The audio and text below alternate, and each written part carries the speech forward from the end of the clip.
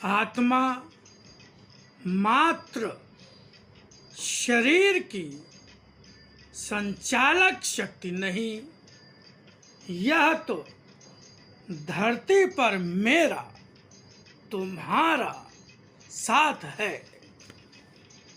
जीवन के सत्य को पाने का प्रयत्न करो। जब तक उस सत्य को नहीं पाओगे, जीवन समस्याओं से उलझा ही रहेगा। स्थिर होकर कहीं भी संसार में खड़े नहीं हो पाओगे। कहोगे, इतने समय से तुम मुझे देख रहे हो। कर्म भी किसी न किसी रूप में करने का प्रयत्न कर रहे हो। फिर भला किस सत्य की बात बता रहा हूँ जो तुम समझे ही नहीं और पाया भी नहीं है। यह सत्य वह है जिसे साथ रखकर भी न पहचानते हो, न समझते हो और न पाने का प्रयत्न करते हो। तुम्हारी आत्मा ही यथार्थ में तुम्हारे जीवन का सत्य है।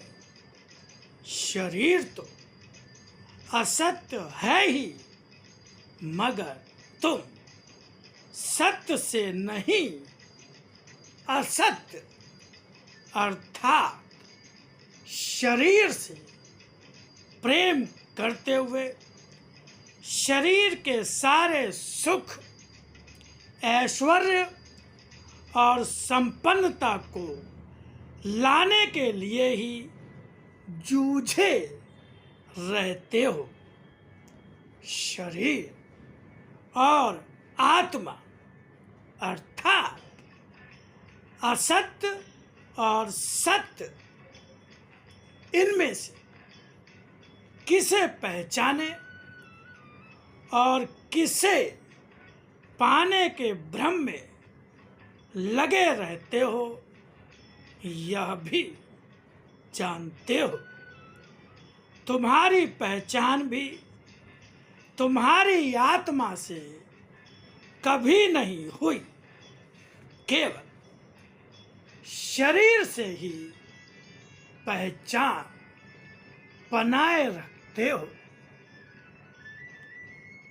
शरीर की पहचान तुमसे कहती है कि शरीर का ऐश्वर्य वैभव मांगने में आनंद मिलता है तथा और भी सांसारिक साधन है जो शरीर को बड़ा सुख देते हैं। इसलिए किसी भी प्रकार से हो, उन्हें तो पाना ही चाहिए। किंतु आत्मा के विषय में कितना सोचते हो? आत्मा क्या चाहती है? क्या जाना आत्मा में कितनी शक्ति है? क्या क्या शक्तियाँ तुम्हें दे सकती है?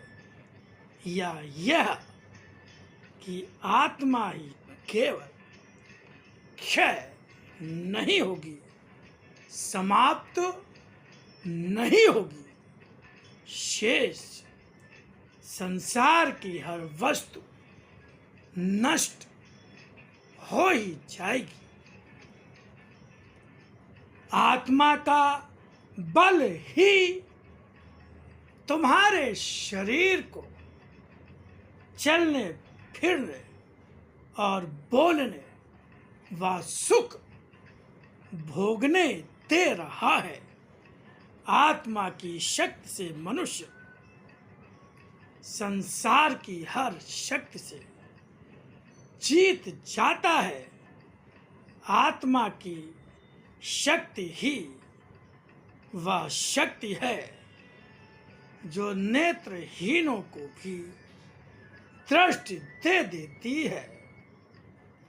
आत्मा ही वह शक्ति है जिसे किसी भी कार्य के लिए रूप धारण करके सामने नहीं आना पड़ता।